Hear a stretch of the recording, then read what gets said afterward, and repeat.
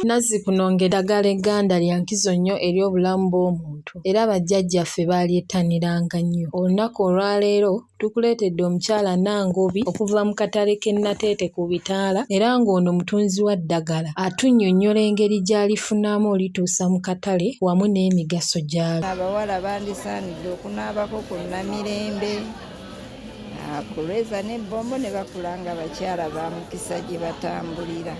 Kati abamu tebabimanyi bogezaako okumunnyonnyola, bw'oba omunnyonnyodde abamu bakkiriza n'amanya amakulu gaakyo ne banaabako n'omugamba eddagala si bulogo, eddagala lyaffe lya wano era na wano tulina ebyaffe, eddagala omugaso gwalyo kino ne kino. Abalala ne bakkiriza, abalala ne basigala nga tebakkiriza naye nga basinga bakkiriza singa oba omunnyonnyodde bulungi. Kakati tukola mutemu okulifuna kubanga ffe tulinoonya kubyama erikubula ate nga abamu nekufuna tulimanyi wetufaanana naye mumulikola mutya olifuna ne muyaka mutya mu butunzi.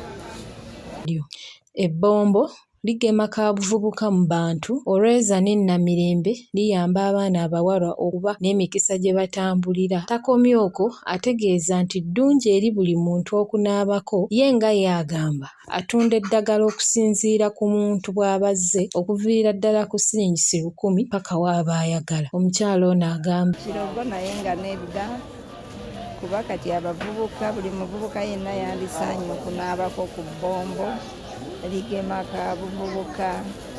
Abaana abawala bandisaanidde okunaabako ku Namirembe ku Lweza n'Ebbombo ne bakula nga bakyala ba mukisa gye batambulira.